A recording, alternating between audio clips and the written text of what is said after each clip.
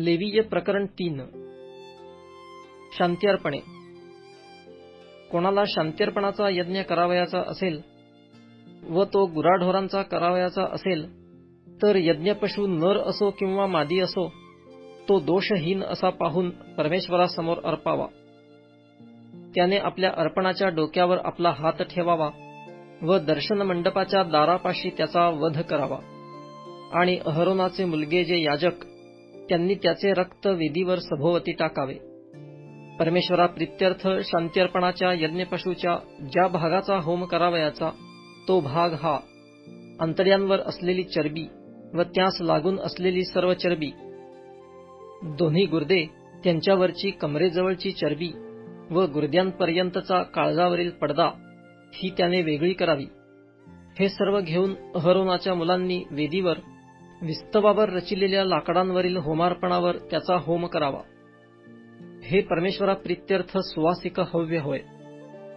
परमेश्वराप्रित्यर्थ कोणाला शांती अर्पणाच्या यज्ञासाठी शेरडा मेंढरांचे अर्पण आणावयाचे असेल तर ते नर असो किंवा मादी असो त्याने ते दोषहीन असे पाहून आणावे.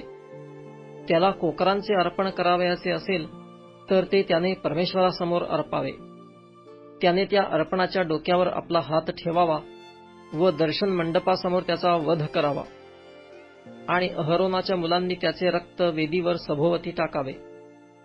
परमेश्वराप्रित्यर्थ शांती अर्पणाच्या यज्ञपशूच्या ज्या भागाचा होम करावयाचा तो भाग हा त्याची चरबी व पाठीच्या कण्यातून कापून काढिलेले चरबीदार शेपूट, अंतड्यावर असलेली चरबी, दोन्ही गुर्दे, त्यांच्यावरची कमरेजवळची चरबी व गुर्द्यांपर्यंतचा काळजावरील पडदा ही वेगळी काढून घ्यावी आणि ह्याचा याजकाने वेदीवर होम करावा.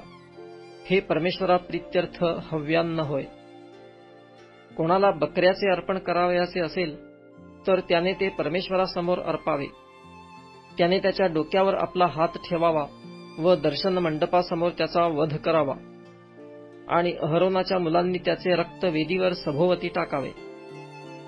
ह्या बलीच्या ज्या भागाचा परमेश्वराप्रित्यर्थ होम करावयाचा तो भाग हा अंतड्यांवर असलेली चरबी, त्यास लागून असलेली सर्व चरबी, दोन्ही गुर्दे, त्यांच्यावरची कमरेजवळची चरबी आणि गुर्द्यांपर्यंतचा काळजावरील पडदा ही वेगळी काढून घ्यावी आणि याजकाने वेदीवर त्यांचा होम करावा.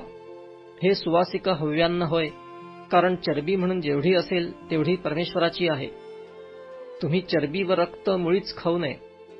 हा तुम्हाला तुमच्या सर्व निवासस्थानांमध्ये पिढ्यानपिढ्या निरंतरचा निर्बंध होय.